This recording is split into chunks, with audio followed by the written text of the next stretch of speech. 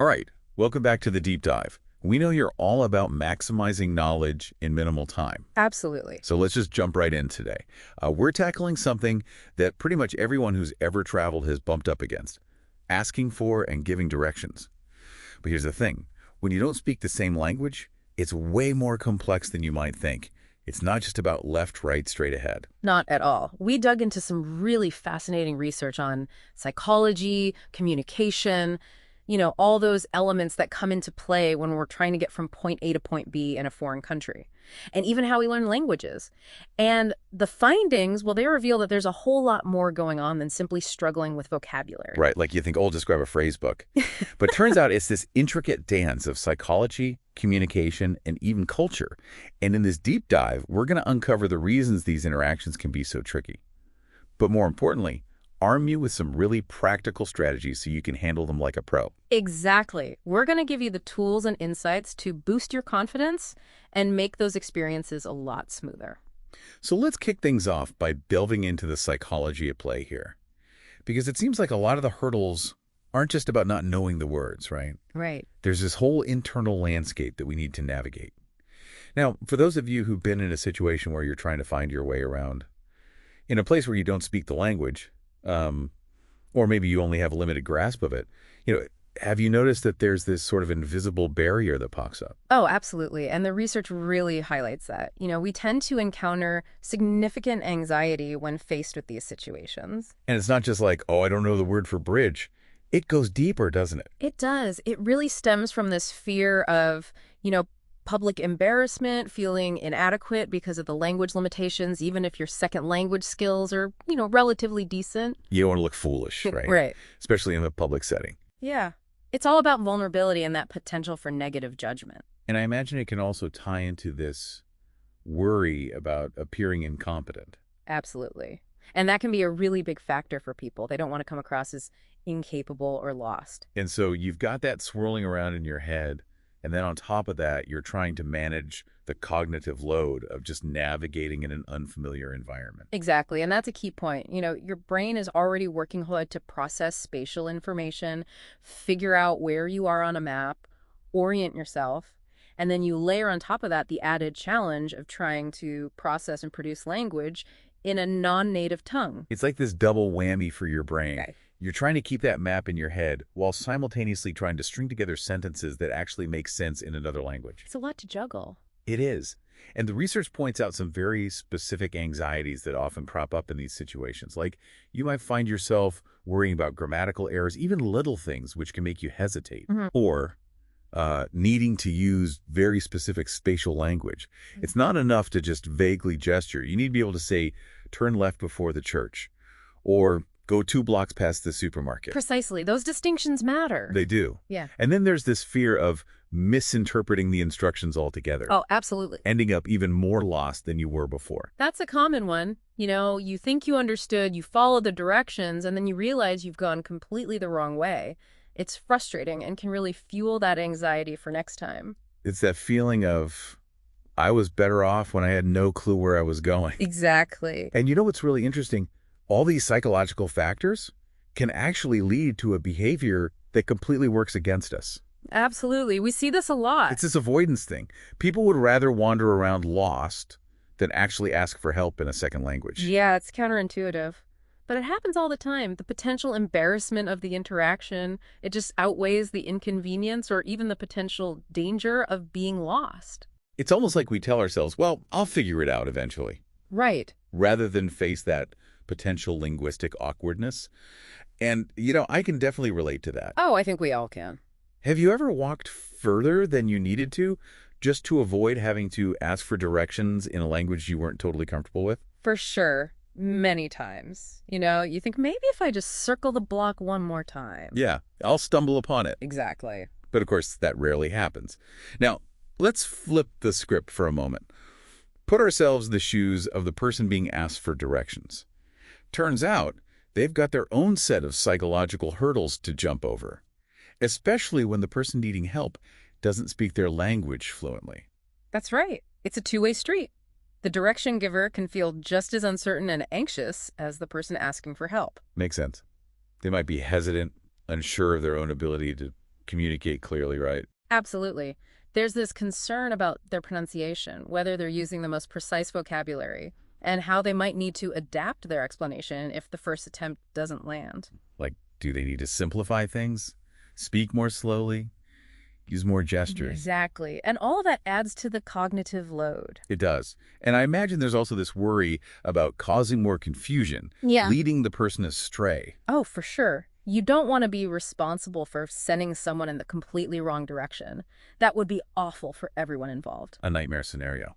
Thanks for the help. I ended up in a different country. Right. Not the outcome anyone wants. So not only are they grappling with the language itself, they're also trying to gauge how well the other person is understanding them.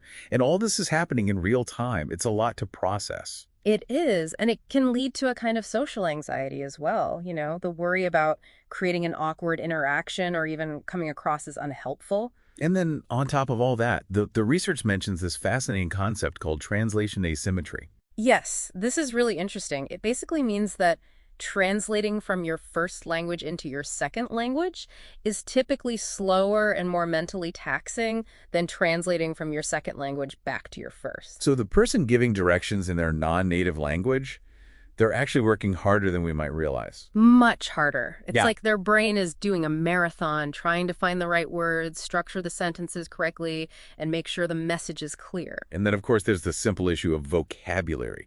You might know a good amount of vocabulary in general, but when it comes to specific directions, you might blank on the exact words for landmarks, distances, spatial relationships. Absolutely. And that's incredibly frustrating. You know the concept in your head, but the word in that specific language just escapes you. It's like that tip of the tongue feeling, but with directions. Exactly. It's right there, but you just can't access it.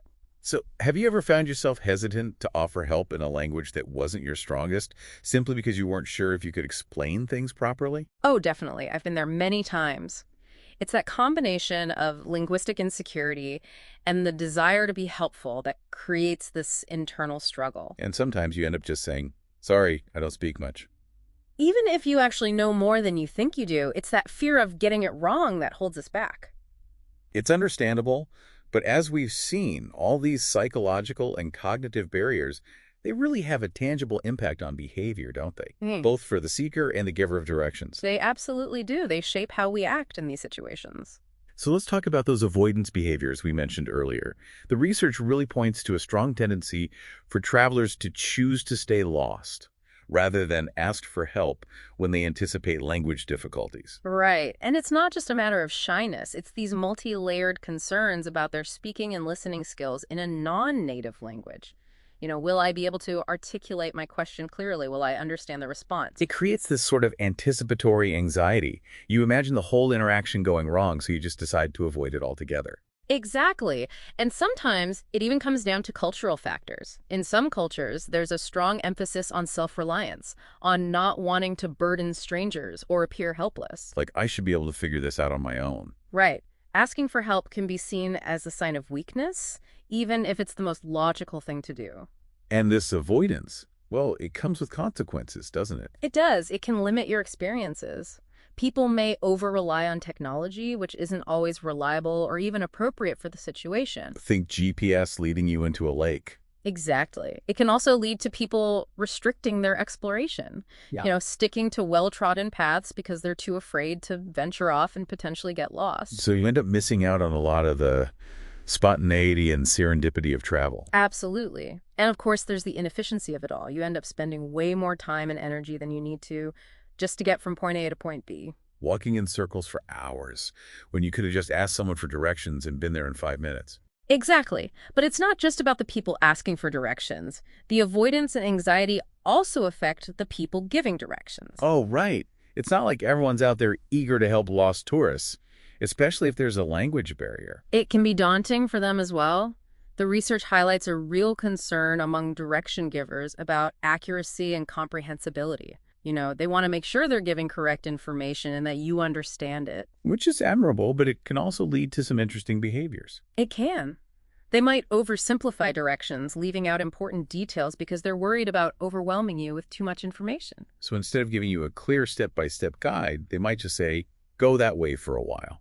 Right. And you're left wondering, okay, but how long is a while? And which that way do they mean? Exactly. It's well-intentioned, but ultimately not very helpful.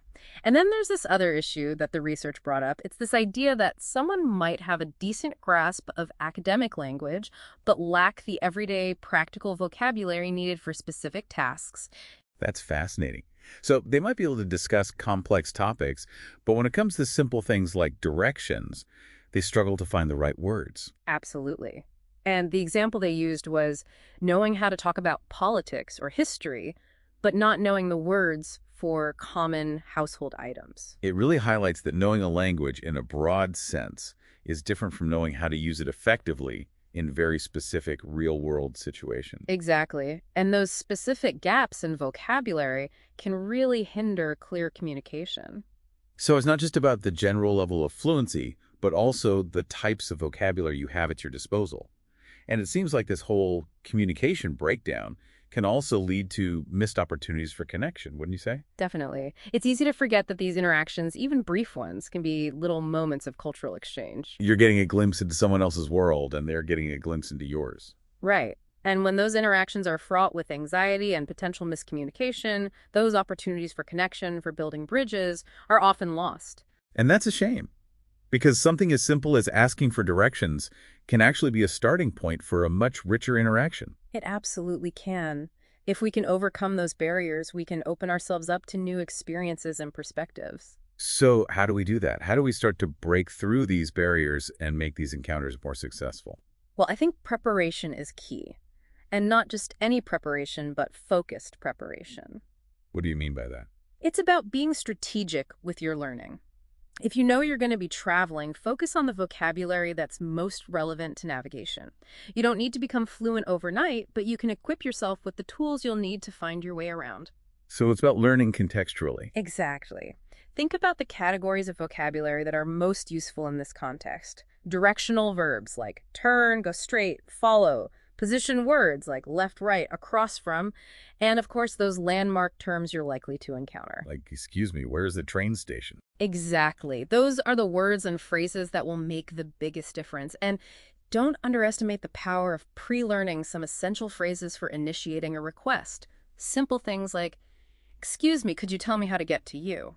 Or, for checking distances, is it far from here? Those are great starting points. They can help you overcome that initial hesitation and get the conversation going. Exactly. And it's equally important to prepare for understanding the response. Practice recognizing key directional instructions in the target language. So you're not just focused on speaking, but also on listening and comprehension. Absolutely. You need to be able to process the information you're given. And when preparing, keep in mind that different cultures might have different preferences for how they give directions. Some might be very formal, using street names and cardinal directions. Head north on Elm Street for 3 blocks. Exactly. While others might be more informal, relying on landmarks. Turn left at the big red building. You can't miss it. Right. And you need to be prepared for both. And speaking of preparation, let's not forget the value of looking at a map beforehand. That seems obvious, but it's worth emphasizing. Even if you're not great with maps, having a general sense of the layout can make a huge difference. Absolutely. It gives you a visual reference point to connect with the verbal directions you're getting, and it reduces your reliance on purely verbal instructions, which can be overwhelming, especially in a foreign language. So you're not just blindly following someone's words, you have a mental image to work with. Right. It makes the whole process much more manageable. Okay, so let's say you've done your preparation, you've got your key phrases and vocabulary down, you've glanced at a map. Now you're in the moment, you need to ask for directions. What strategies can you use during the actual exchange to make things run smoothly? Clarity is paramount, both for the person asking and the person giving directions. So for the person asking, it's about speaking slowly, clearly, using simple sentences, breaking down complex questions into smaller, more digestible chunks. Exactly. And don't be afraid to ask for clarification. If you're not sure you understood something, don't just nod and hope for the best. Ask follow-up questions. So I turn right at the bank. Perfect. Those clarifying questions are crucial. And for the direction giver, it's about avoiding idioms and slang, using simple and direct language, and speaking at a moderate pace with clear pronunciation. Like you're talking to a friend who's learning the language. Exactly. Keep it simple, keep it clear. And both sides should really leverage the power of visual communication. Gestures are amazing for bridging language gaps. Pointing, of course, but also things like using your hands to indicate distance, or even drawing a quick little map on your phone or a piece of paper. Visuals can often communicate what words can't. And for the direction giver, pay attention to the other person's nonverbal cues. Are they looking confused? Do they seem unsure? If so, adjust your explanation. Maybe try a different approach. Use more gestures. Draw a diagram. Exactly. It's all about being adaptable and responsive to the other person's needs. And let's not forget the incredible resources we have at our fingertips these days. Technology can play a huge role in overcoming language barriers in navigation. For sure. We've got translation apps that are getting smarter all the time. Some even have specialized travel phrase books with direction-related vocabulary and phrases. Those are great for quick reference, and map visualization apps are a game changer. They provide a universal visual language that anyone can understand. Just point to where you want to go and let the app do the talking. Exactly. And sometimes, even simple things like location sharing features can be incredibly helpful. Just drop a pin on a map, share your location with the other person, and you've eliminated the need for a lengthy verbal explanation. And the sources also highlighted the value of human assistance in certain situations, like professional interpreters for critical situations where clear communication is absolutely essential. Right. Or even just having a friend or travel companion who speaks the local language, they can be invaluable in navigating these kinds of interactions. So technology is great, but it's not a replacement for human interaction. Absolutely. The most effective approach is often a blend of both.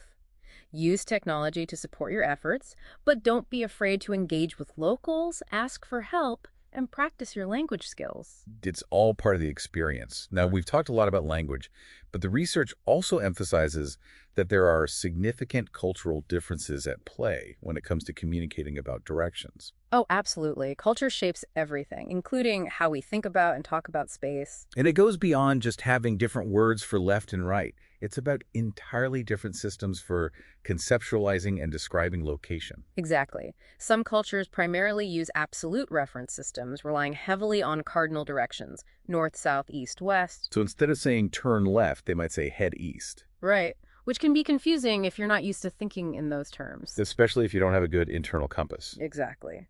And then other cultures favor relative reference systems, which are anchored to the body, left, right, front, back. So the directions are relative to your current position and orientation. Right. And these differences can lead to real misunderstandings if you're not aware of them. If someone tells you to go east, and you're used to thinking in terms of left and right, you might end up walking in circles. Exactly. And it's not just about the reference systems themselves, it's also about what people emphasize in their directions.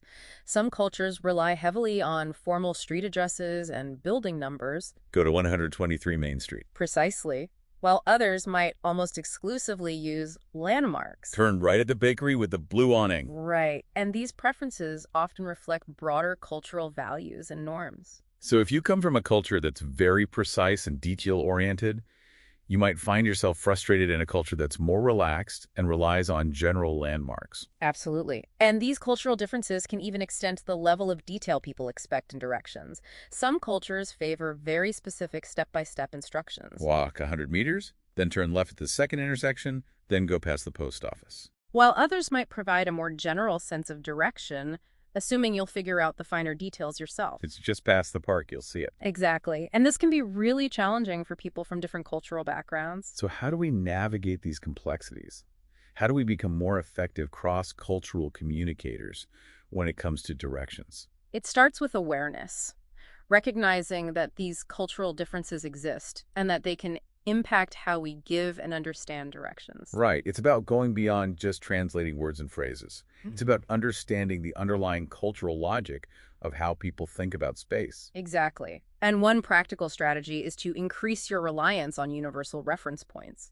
Things like widely recognized landmarks, international symbols, and simple maps. Those can transcend language barriers and provide a common ground for communication. Absolutely. And checking for understanding becomes even more important in cross-cultural interactions. Because people from different cultures might have different ways of expressing confusion or uncertainty. Exactly. So be proactive in asking clarifying questions. Does that make sense? Can you show me on the map? And for the person asking, be mindful of your own cultural background and how you typically ask for directions. Be prepared to adjust your approach if needed. Absolutely. And for the direction giver, use gestures and visual aids generously. A simple point or a quick sketch can often communicate more effectively than words. And at the end of the day, it all comes down to patience and flexibility. That's the key.